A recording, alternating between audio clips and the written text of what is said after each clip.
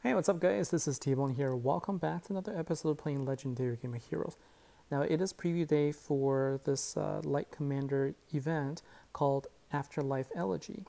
And I'm not doing a live stream today because I'm taking some time off and I'm on vacation, but I did find myself with some time here, just kicking back, relaxing, so decided to do this old school on my phone. And so what we're going to do is we're going to just spend a bit of time here and take a look at the cards and see whether it's good or not.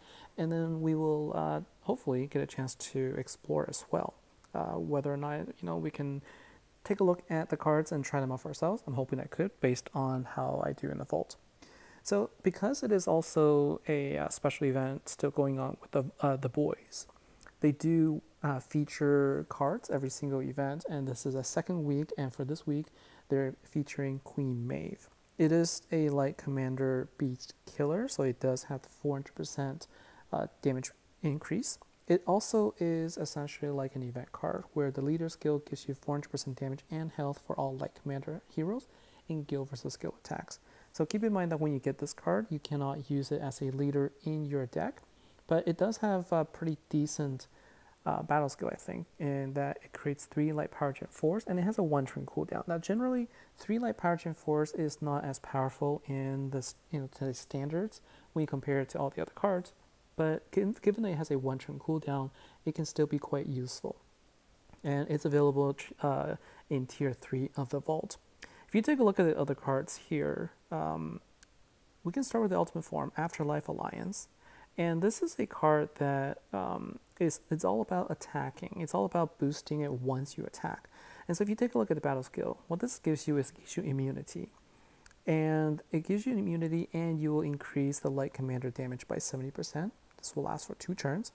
And it creates 5 additional light power gems when this hero attacks. And this will last for 3 turns. And so, in other words, if you're able to attack for 3 turns straight, you will be able to generate 5 additional power gems.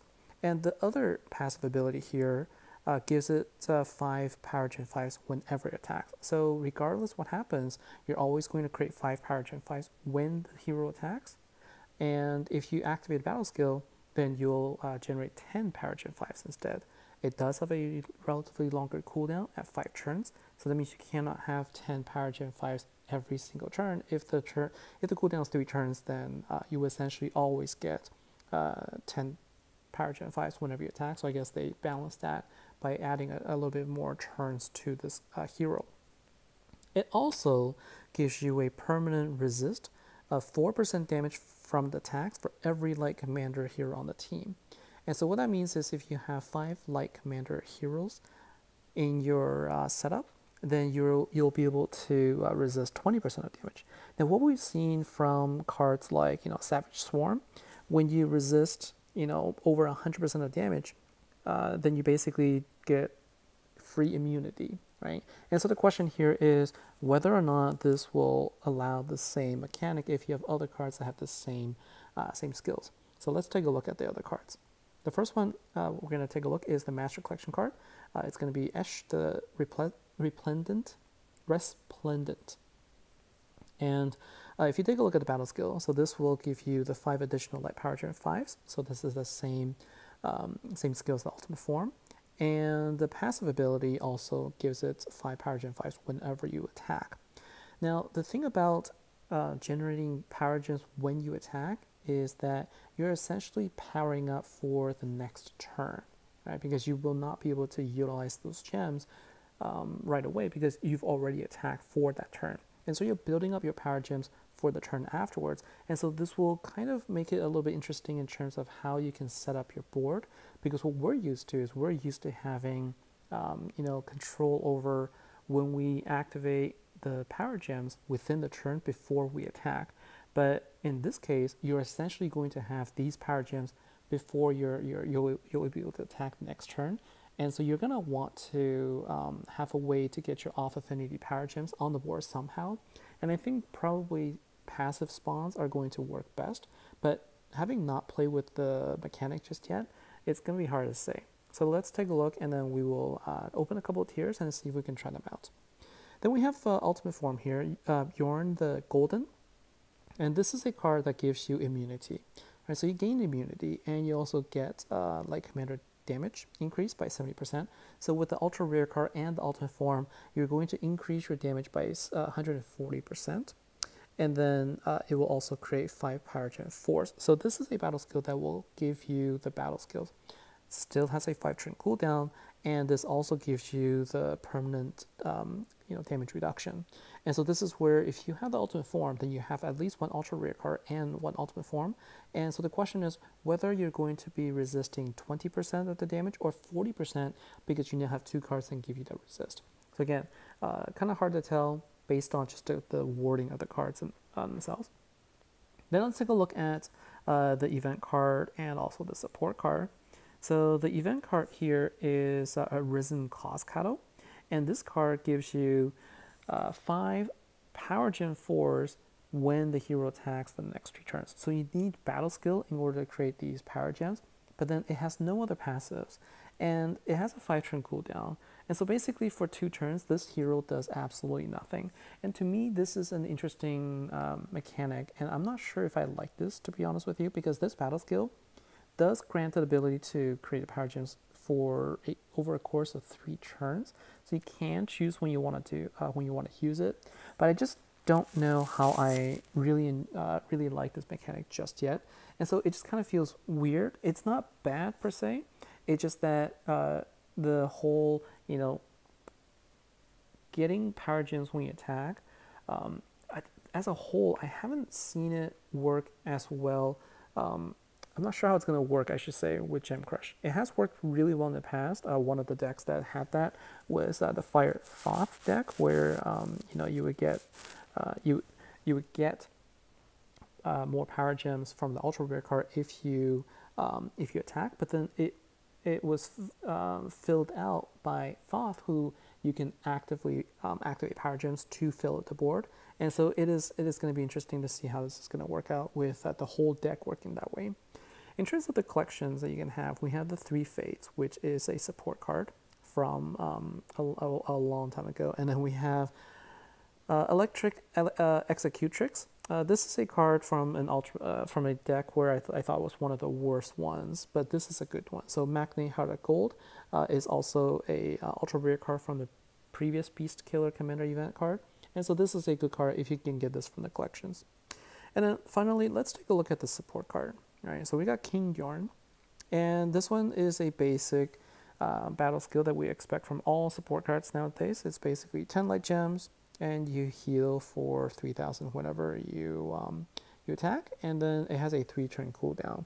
And so that allows you to fill up your board every 3 turns. It works nicely with the battle skill that gives you, Power Gem spawns for 3 turns straight. At the end of that, you can recycle your support card's ability to generate more gems on the board also. So that could be helpful. All right, so let's take a look here. So up until this point, having looked at this entire deck, I still can't tell how I feel about it. Although from what I've seen from people who have gotten the deck, it feels like you can fill out the board really easily with this deck, and it could be very powerful. And so let's go ahead and open a few tiers. We're going to be able to open up 3 tiers, so at least this way we can get Queen Maeve. And so let's take a look here. And we start with the event card, the main hero, Arisen Coscato. So that's pretty good first tier pull. And I hope that I have the sound on right now. So let's go ahead, and I'm actually going to change this before we go any further, because I want to make sure that I don't it's not going to be too loud. And I apologize, I can't really edit this because I am on my phone, so I'm just going to have to change the setting. I'm going to change the effects volume so that it's a little bit lower. What I don't want is for this to overpower my voice, but I think having a little bit of audio is okay. All right, so let's go back now to tier 2. Let's go in tier 2 and open up and see what we get. Now, I will have enough coins to craft one of the 2 if I get either the ultra rare card or the Magic Collection card. And my thought process is, if I do get it, I might want to try. And that is the Memorial Stand, so that's the main event relic. So I got a relic on tier 2, which is good. It's always good to get a gold card. But as I was saying, like if I get one of the two cards, like either the Master Collection card or the ultra rare card, I might choose to forge the ultimate form just because I don't really know how I feel about this whole mechanic, and having the ability to try it out, I think is good. All right, so no Master Collection card or the ultra rare card just yet in 2 tiers, although we did get ourselves a relic, so that's good. But what that also means is I won't be able to showcase how it really works. And this is another memorial staff, which is going to be the guaranteed main event relic. And so it looks like this is going to be it for me. And then there's also Queen Maeve, which is a guaranteed card. Yeah, so unfortunately, I will not be able to showcase this event deck. I will have the event card, and I'll have a support card to showcase. And so what we can do is we can at least try this out, right? So let's at least build the deck. Let's go ahead and build the deck with these cards that we just got, and that is going to be the light cards. And so let's go ahead and do light commander, and we're going to use Beast Killer here. So the cards that we do have in this case, we have Queen Maeve. Remember, you do not want to set it as a leader. And the other cards, we have Arisen Cascado, which again is also an event card, so you do not want to use that as a leader either. And then we have King Bjorn. And the other cards that I have here are Light, Hope, and Justice, which I would have really liked to get the ultra rare card as the collection card, to be honest with you, because that will allow me to get 3 pink stars on this deck, and I could use this as a as a booster. But in terms of other light commander cards that we could get, there's a lot of options. So depending on what what you have, you could use any of the cards that you may have here. But what I want to do is I wanted to really just kind of try out the battle skill of these cards. So I'm just going to throw some of these on here, and let's go ahead and change this to light commander so that we can pick up our 2 relics that we just got. We're going to put it in here, and I will also just throw the ones for... Actually, what I can do is I can change this. So I can change this out for a Light Beast card. All right, so what's nice about this is also if you were fighting against the trial bosses, Entropy is weak to Beast Killer, so you will be able to do additional damage to it as well. And so what I want to do is I'm going to go into a campaign, and then we're just going to test out I guess I can throw in the reward in here, right?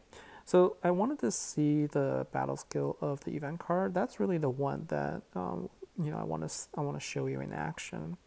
We know what the support card is going to be like. It's going to generate 10 regular gems, and what's nice here is you'll be able to constantly create power gems from Queen Maeve,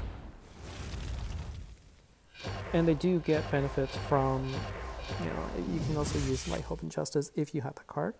And so Arisen Cascado, we're going to activate this, and what this will do is this will create 5 power gem 4s when we attack, right? So once attack is done, then we get the power gems on the board. And so what happens here is we are set up for the next turn, right? So you're always setting up for the next turn, and because it lasts for 3 turns, you can really get a nice train going too in waves. Like, it works really well in a wave format. Okay, so you can see here I don't have to activate anything, and I'll constantly have my power gems, and I can also activate Maeve. So Maeve works well here as well because we are getting 3 additional power gems every single turn. And so this combination here allows me to set up the board. I have 5 already, and then I can create another 3. So just having these 2 side by side, I think they can already work relatively well, right? Now this is not a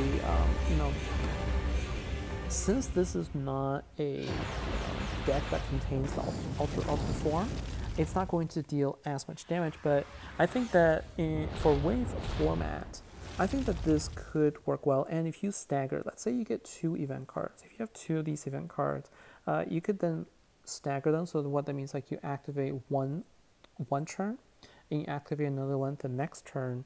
And what that will give you is that will give you sustained power gem spawn every single wave. And in fact, you can double up. So then for 2 of the 3 turns, you're going to have 10 power gen 4s, and that really adds up, right? So I think that this overall, from a crusade perspective, this is a really good mechanic. I think this is a really good mechanic to get you going, and it could be really good for building skill style as well. So that's how I feel about it. It's just that in terms of the boost that you're going to be able to get, you're not going to be able to really get any boosts naturally from a Slayer deck. Instead, you're going to look for alternatives, and because it's a commander event, there are a couple of the tried and true that I've shown over and over again. It's either going to be the Dark Golem cards, or you can try and go with the Jailer cards, or you can try and go with Chaotic. There's basically every other type will have a booster except for Beast, right? But I think the deck overall, to me, I think it has huge potential to be a really strong deck, in my honest opinion. Because if you take a look at just the number of power gems that it could create, power gen 5s, when it's power gen 5s instead of power gen 4s, just from this here, what you're getting is a much higher increase in your overall gem value when they get upgraded. And so I think something that will work well with this type of setup is if you use a passive gem spawner, like I said, because it's all about the next turn, right? And so you either want to have something like this, like a Savage Swarm, that will give you passive gem spawn, so that the next turn you can overwrite those passive power gems, or you can use something like what we just got in the previous event. Okay, you can use one or two. You can use the Reaping Royalty, or you can use the Lost Kingdom Guardians. So what that will do is you're going to passively create a bunch of power gems.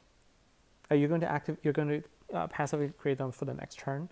Then you can activate, let's say, the Lost Kingdom Guardians to overwrite a few of them.